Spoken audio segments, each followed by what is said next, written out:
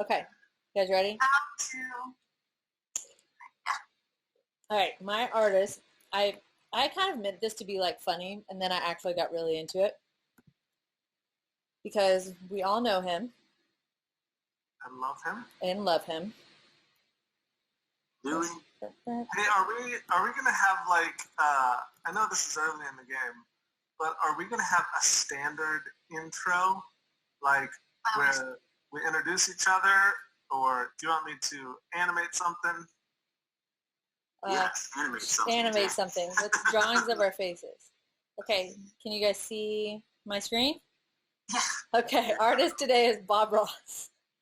I'm going to take that as a no. We don't have a standard intro. Got it. All right. No, wait, you just said you were going to animate something and display it. I think that's... I don't know how to do that, but sure, I'll do it. You draw awesome drawings of people. Do little drawings of us and like, I don't know.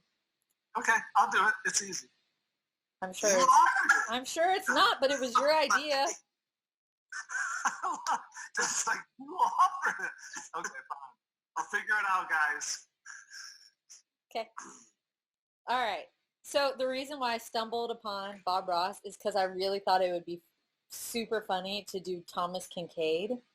Because you guys hate on him so bad, and I'm kind of on the people, I think who asked me, was it Coach Farmer asked me why artists hate Thomas Kincaid so much, and I like couldn't truly answer because he's definitely like a love-hate person, and so I was like, well, maybe I'll make it like Bob Ross versus Thomas Kincaid, and then I just like dove deep into Bob Ross, and I do have a little Thomas Kincaid slide on here, but... So you want Bob Ross instead of Thomas Kincaid?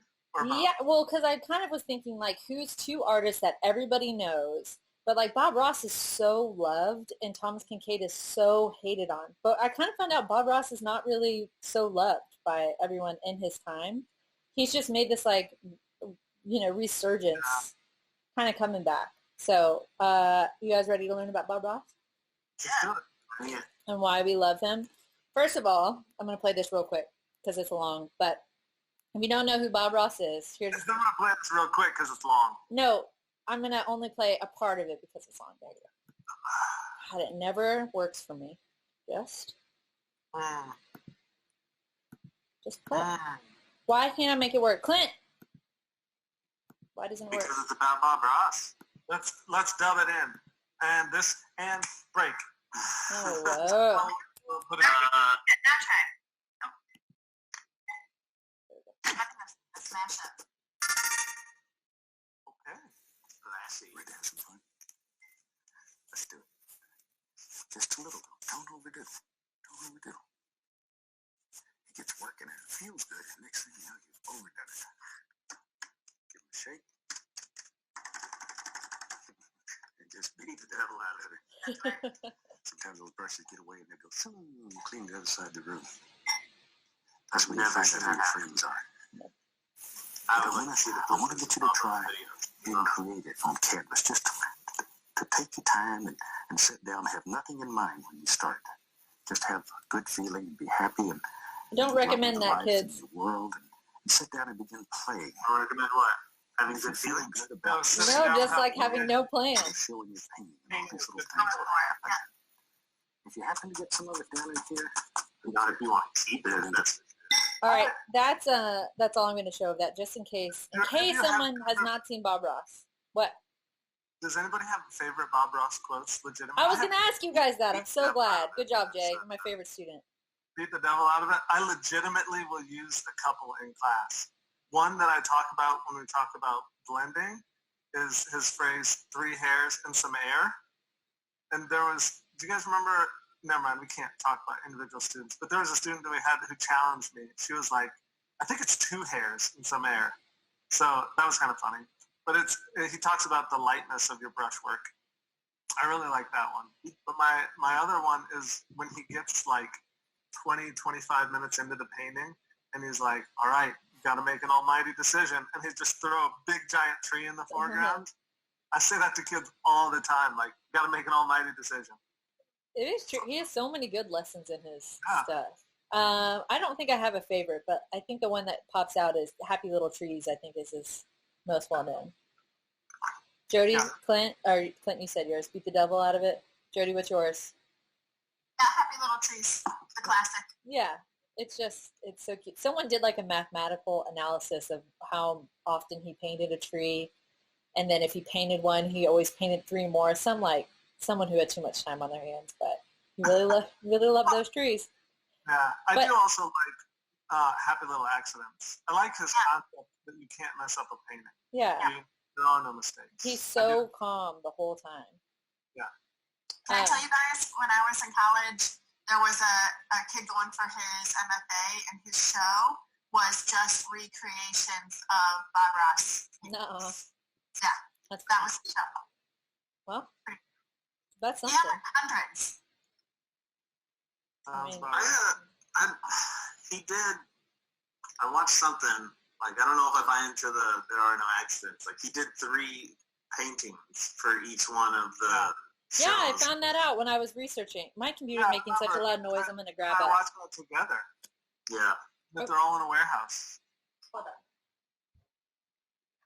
And, like, one goes to some lady, and the other 2 go to... So what I read when I was doing this was that he does 3 paintings. So everyone that you've seen, he's actually done 3 times.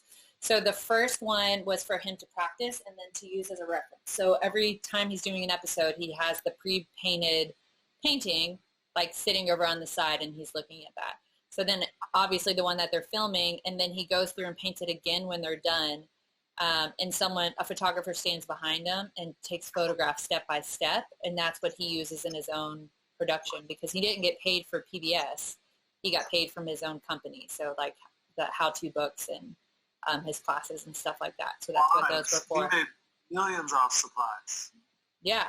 And he said that they filmed a whole season in 2 days. So just think about that for a second. He's painting 3 paintings and then a season's worth, which I should have looked up the number of how many that is, but he did all of that in 2 days, and then he like went on and lived his life and did his normal Bob Ross stuff. So it wasn't like, this was not his all-consuming thing for sure. That's awesome. Yeah, it was pretty great. Okay, let's learn a little bit about old Bob Ross. I pulled out, I just did one search of Bob Ross stuff, and it was like everything came up on Urban Outfitters. So I know the kids have seen him. You see my little shrine that I have in my room, right? Yeah, and I have a Bob Ross Chia Pet, which I just realized this image I put in there cropped the wrong part of it, but now it's just a Chia Pet. But like, yeah, I feel like everyone knows it's like this weird resurgence that's come back where like people are wearing Rugrats shirts and stuff, which was like my generation. But Bob Ross everyone knows him. Okay, what's your point? What do you want to talk about? Oh, hey, never mind. Let's keep going. I never noticed your eye was crossed. Wait, go back. Oh, hold on. Oh, Jay's eyes are crossed. It's not like clicking through. There it is. Yeah. Okay, I had a reason to put this up, and it was because when Bob Ross started his show, he was 41 years old, which is the same age as Coach Asp. Wow. Look it up. I thought, but it truly was a compliment, because I think Bob Ross looks much older than that, no? Well, I could have that one down. I would start a show. Let's look at Bob Ross in his younger years, because he was a total babe. Look at him. Wow. I know. I found that picture of him and I was like, oh, Bob. Okay, he was born in Florida, raised in Florida. He only did 1 year of high school, so never had high school art class. And then he went, at 18, he enlisted in the Air Force, which I think most people kind of know. But that's how he started taking classes, because he was taking them at the USO. Wayne Sebo taught art classes in the Army or the Air Force or some kind of thing. I don't know who that is. Oh, that's cool. Teach me about him next time. Not late. There's not enough time. Why can't I do that? Oh, and there's Coach Asp. That's all you need right there. So this is, everybody in the 80s looked older than they were. Sorry. yeah, it was just like not I don't know. This is not Bob Ross. This is Bill Alexander. I didn't know this, so maybe you guys did, but our kids didn't know. But Bob Ross was not the first. Bill Alexander was the first.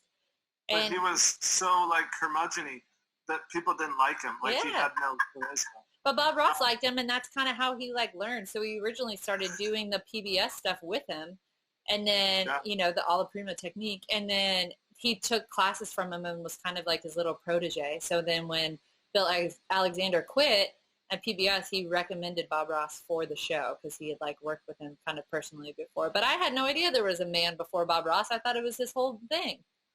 Do you ever watch Epic Rap Battles of History? No. So there's one between Picasso and Bob Ross. And there's a line in there where Picasso says to Bob Ross, "You just ripped off your teacher and added an afro." Yeah, he did. Also, I've learned that he hated that afro. That he grew it out when he was living in his van and doing landscapes of Alaska, and then that's what they used for the promotional stuff. And then they told him like basically, this is like the silhouette we use for your product, so you can never change it. But he hated it. It's like that's a hairdo to be stuck with. Yeah, for real. So that's kind of how he made money. He sold. What? Then I didn't hear. I just said like 80s galore. Like that is. Wow, that is cool. 80s. Like a Miami Vice sunset in Alaska. Like. I was trying to find one picture of him with. I know I've seen it with like really short denim cutoff shorts next to a van. I'm sure I didn't make that up in my head, but it was great.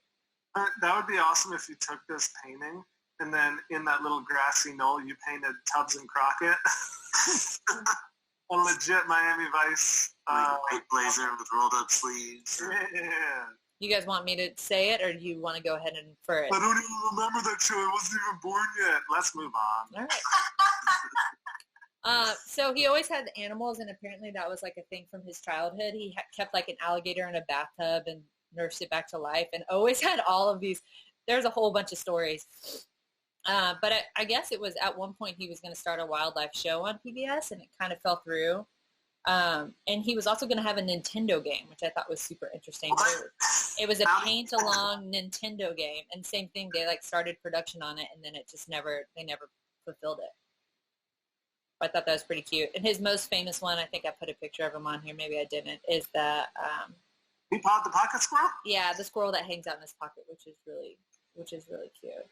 So I want y'all's opinions. Why do we love Bob Ross? I would ask a similar question. Why do we love Mr. Rogers? Just as a good person. That's your... I fell asleep to Bob Ross talking a lot as a child. Like, I don't know, he's not threatening. If I were to anticipate, Lauren, where you're going, I kind of feel like you could... It is a bold assumption to assume I'm going anywhere. Okay, but anyway, here's what I'm connecting. If Thomas Kincaid has any bearing on this, one of the critiques for Kincaid could be he's formulaic. And that is why people hate him. But there's nobody more formulaic than Bob Ross. Right. But people love him. Yeah. So I think a part of it has to be, like Mr. Rogers, he followed a formula. He always came in and he changed his sweater, he changed his shoes. Mm-hmm. He always went to the land of make-believe. Like, he is remembered and lauded, and there are so many other, like, childhood TV hosts, like Slim Goodbody. If you try to watch that show now, it's one of those things where they say, like, it doesn't age well. You look at those things and you're like, oh, that's kind of cringy. It's the same way, because for Bob Ross, there seems to be like an authenticity and like a glow of personal character. I know that that's not like fair, but I honestly feel like that's what it is. No, I'm with you, and I think everyone points back to his voice. Like, his voice is just so soothing. Everyone fell asleep to him. He's just nice to listen to. There was like some quote from him. I might have put it in here, but he said, basically, he spent 20 years in the military screaming at everyone to clean toilets, and he said he had to yell all the time, and he, in the back of his head, was always going, if I can ever get out of this, I'm never going to yell again. He, like, purposely talked really softly because of the job that he had. And I don't know ranks, which I should, because I'm a military spouse, but according to my husband, he was really high ranking. Like, he made it to something big, which is cool. That's kind of cool. Yeah, like he wasn't just kind of hanging out. He was like actually a leader, but he had to scream so much. That was kind of interesting. Here's some Bob Ross paintings after you're on there for you guys. Nice. Yeah, just so you can see the beauty of Bob Ross. But it is, you're right, it's formulaic, and then we're like, Thomas Kincaid stuff is too. But I'd rather look at Bob Ross's than Kincaid's. I mean, if you're going to be honest, neither one of them are good paintings. Right. What do you mean by that? Just from like when I look at it, I think like that's very well rendered. Gotcha. So someone that's watching this, hear you say that's not a good painting, like. Well, okay. I think then the first thing is I don't like it. So it's taste more than anything, and I think you have to be frank about that. That if you're on Kincaid, it's almost always a taste issue. Yeah. Yeah, it's boring, but it's not bad. Yeah, because I feel like my parents would have a Thomas Kincaid in their house. They would love it. And boomers love it. Yeah. You're so hip using that boomer word. What's that mean? But, did y'all ever see there's like a Hallmark movie about Thomas Kincaid? Yeah, there is. well, And it is. Randy just yelled from the other room, sorry! Of My course. dad made me watch it, and it was not as good as he'd think it was. Well, wasn't he, I think you guys told me at one point, wasn't he kind of pompous, like he really thought he was kind of God's gift to... He trademarks the painter of light. Like, yeah, he's super. And I think he kind of, by trademarking it, swipes that title that had been applied to Rembrandt for centuries. Yeah, and so right there, I think is kind of enough to say the difference between Bob Ross and Kincaid. He is also, it needs to be said, that he is the dark side counterpart to James Gurney. I'm going to try to bring Gurney up in every podcast. Does it need to be said? Needed to be? Yes, it must. I think the difference too, and I think you guys already kind of talked about this, I could hear you, but I had to take one in the background, is that Bob Ross was sharing his art with everybody and like very calm, like productive, like Mr. Rogers, trying to make the world a better place. Yeah. And Kincaid, was like, I don't know, cheating on his wives and trying to capitalize on what he was doing, and it was about the money, and I think they're two different people. I do think that, Jody, you're right. For me, that's a big thing, is that he found how to be marketable, and then he went mass marketable by selling his prints and limited display edition kind of crazy nonsense stuff. And I feel like that money grab is sort of detestable. But it's not like Bob Ross wasn't making money. But like, I would make that money. I mean, like, the money grab doesn't bother me. I think it's like his character, like the trademarking painter of light seems like a real, can't say it, but a not great move. Like, that part seems weird and pompous, I guess. But like, a painter that wants to make money off his paintings doesn't bother me that much. We talk a little bit about it in my class when we talk about Damien Hirst, and we just say like he got famous off these 4 categories of art that he was doing. Stuff? What? Have you seen his recent stuff? No. I always pull up his Instagram to show the kids what he's doing now. But he just did the same thing. He like found the thing that was going to make him money, and then he only did that. And then when he started getting criticized for it, he kind of tried to do other things that were terrible. And now he's gone kind of back to where he started, and people aren't interested anymore. I don't think Bob Ross did anything really new and inventive with his work, but I do think there's something to be said with someone who's like, everybody loves these eyeballs. I'm going to paint eyeballs for the rest of my life. Everyone buy my eyeball. And then when people get over eyeballs, you can't do anything else, Yeah. Do you think we don't, I mean, is there anyone here who's like, Kincaid, we love you? Among the 4 of us? Yeah. Lauren. I don't know. I don't think I form strong opinions truly about anyone. I just think everyone's interesting to talk about. But I agree. This stuff is boring to look at. I'm just wondering, because most of us are like fine arts trained, like, is it because he's making a name for painters in a non-fine art fashion, I guess? I do think that is a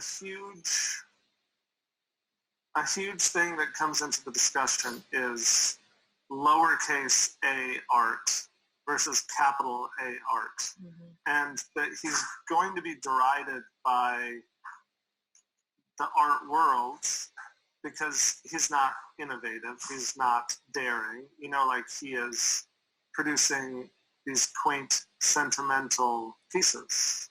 Yeah. I'm going to go on a weird tangent here for a second. But does anyone follow the Humans of New York Instagram? Just me? Okay. Did you see the one about the two people they're homeless now? One of them didn't start homeless, but they try to make money by selling art on the street. Did you see that one? No. Okay. Basically, it was a story of one person. She was living with someone, selling her art on the street, and some guy came over and said, like, oh, I want to be as brave as you and sell my art too. And she more or less adopted this lifestyle of being homeless, and they're both trying to make art. And they showed a piece of her art. Before I say the art, like talk about the art, everyone in the comments was like, let me know where I can buy it. I want to pay for your stuff. Like, which I understand they're trying to be supportive, but the art itself was garbage. And I just thought, man, did they never have an art teacher that was like brave enough to be like, this is a good start, but you've got a long way to go, and here are the steps that you need to take to get there? Because I think those people are truly thinking they're going to somehow make it big and make a living off this terrible, terrible art. So I take that back to maybe they saw an exhibit of Basquiat stuff. Out. And thought, it doesn't look like I can draw like that, you know? And maybe they have made the connection of other stuff. I hear you on that, but I think another thing to bring kind of loop in, because I feel like I've talked about it before, is legitimacy. So when this heartwarming story of these people just trying to make it and they're struggling, there is a human empathy that legitimizes their effort and is like, oh, I want to buy that. And then there's this momentum that other people are like, I also want to buy that. More than anything, I would own that and put it up in my house. That's your favorite piece of art you've ever seen in your life? Holy cow. Yeah. I really like the chakras. Am I saying that correctly? Yeah, we've got a little Frida Kahlo inspiration happening I was there. thinking the same thing. Yeah. But like rainbow is not a color scheme, everyone. Yeah. Thanks. But have you seen the video with Banksy where he's selling his art on the street? Oh, yeah. Oh, yeah. That's such a good one because it addresses that issue of legitimacy. He's like, it's not him. He hires some actor or something. And people haggle with him. And they're like, no, I'm not going to pay $20 for it. Can I get 2 for 10? Or, like just being horrible. Mm-hmm. And the irony is that his stuff is selling for millions, but people, because it doesn't have his name attached to it, they won't fork over the cash. I feel like it's such a theme throughout all of Banksy's work, shredding his stuff at auction. Like, you're idiots for buying this. However many millions for spray paint art. Yeah. How much the Kincaid is like, people have a Kincaid in their house. So that's when people come over, they can see that they have like a print of Kincaids. Yeah. He's the Jack Sparrow of the art world. Jack Sparrow? We watched Pirates of the Caribbean the day. Yeah. Jack. With that scene where he's like, the Commodore is like, you may be the worst pirate I've ever heard of. And he says, but you have heard of me. Yeah. Oh, that's good. I like that clip. Let's see what that's true. All right, here's my last little facts about him before we go. Because we are kind of talking about it with the Kincaid stuff, but he was hated by artists the same way we hate Kincaid during the time. So much so that people said they would, if they sold his Bob Ross branded art supplies, they would hide it in a corner of the store and wait for people to come in and say, do you have Bob Ross products? And then they'd show it to him. But they didn't want real artists to see that they were selling his products. I just thought that was so interesting. That's sad. Yeah, and people were kind of like outraged by him, which really I was thinking, I don't know, I think maybe he was fun for me to research because we're doing what he's doing right now. Like, we're trying to teach online to an audience of people that we can't see. And I don't know, it seemed like it was like clicking for me. But yeah, he's got super hated on. He didn't get paid for PBS. He didn't sell his paintings for PBS. Every dollar that he made from his art supplies and his instructional videos that he sold separately through Bob Ross Inc., which is still a company you could still buy stuff from. I I don't understand the timeline of this, but it said he was discovered by a student. So when he was still in Alaska, he started teaching art classes. And one of his students said they loved his voice so much that they kind of brought him to PBS. But they also said that he took classes with his predecessor. What's that guy's name again? Bill Alexander? Yes, Like first. And then that guy mentored him, and then his mentorship is what got him the job on PBS. So I don't really know how. And I think the lady is the student, and she's the one who used to get one copy of every painting. Oh, really? Yeah, there's a really good video on YouTube that Clint and I have watched, and it talks about trying to track down and buy the Bob Ross original. So kids could go watch that if you really wanted to. That's kids could go watch. Maybe post that with it. I feel like you make a way better Bob Ross than I do. No, yours was pretty great. It's hard to. I love Clint's very confused face right here. I love his beard. Super, super great. All right, Clint, answer our 2 Artist Today questions. For Kincaid or Ross? For both. What is Bob Ross? What are the questions again? We'll leave it on this one. Why are they significant? Basically, why are we talking about them? Why are they memorable, significant in any way? Because he had a TV show and a quiet voice. There you go. Good summary. Look at his chain. And what of his, I don't know. I think I could discover how to use liquid white because he always talked about it and I never knew what he was talking about. You now sure I think did. I know what it is, but I've never used it. That was his go-to for sure. Cleaning brushes. That's what he cleaned his brushes a lot. Beat the devil out of it. You need to clean your brushes. Beat the devil out of it. I'm bad at that. That's a lesson for me for sure. I'm the worst. I don't know. I don't know if you can tell. I don't particularly care for Bob Ross. So it's a hard one for me. But you don't have to. I just still think that like he's a name that everyone knows as an artist coming in. And if you ask kids who's your favorite artist, a lot of times they're going to answer Bob Ross because it's the only one they know. And so we should maybe figure out why, like, what is his whole deal? How did he get to where he is? Because if they don't know, they only know him because they saw him at a shirt at Urban Outfitters. Maybe they should find out more about him. That was my intent. Can I say, too, one thing? I think that there's something to be said about art for the common people, and, like, artists oftentimes will turn their nose at art for common people, like we do with Kincaid and Bob Ross, and because we see it's not legitimate, and, you know, or, like, we see people doing, like, paint by numbers, or we see people doing these crafty things where, like, that's not real art. But, you know, at some point we have to say they're still introduced, or those paint and sip studios where everyone paints the same thing. At some point as artists or art teachers, we have to realize that there has to be some middle ground where there are people that at least appreciate some kind of art, and it helps them get into art in some way rather than turning our nose at it and being like, this is garbage. We're real artists. Like, you know, not that that's what we're doing, but there has to be some way for regular people to be okay if they like this type of thing. Like, it's okay. It's still art. I saw someone posted about all this with the COVID craziness, how much people are valuing art and entertainment. All of a sudden, like, art studios are doing videos for free, and it's kind of like the thing that, you know, schools always want to cut funding for the arts. It's like the first thing to go, and now that we're all sitting at home, we realize the value in it. I thought that was pretty interesting and probably pretty true. All the theaters and stuff. All right. Anyone got anything to add? No. How many rolls of toilet paper do you guys have left? Dude, we were grocery shopping today. And there was a package there. Nice. I don't know, but my hand is pretty raw from washing it so much. Gross. That's, You're nasty. All right, we're done. We need a good sign off too. Stay safe. We got to work on that, yeah. Bye.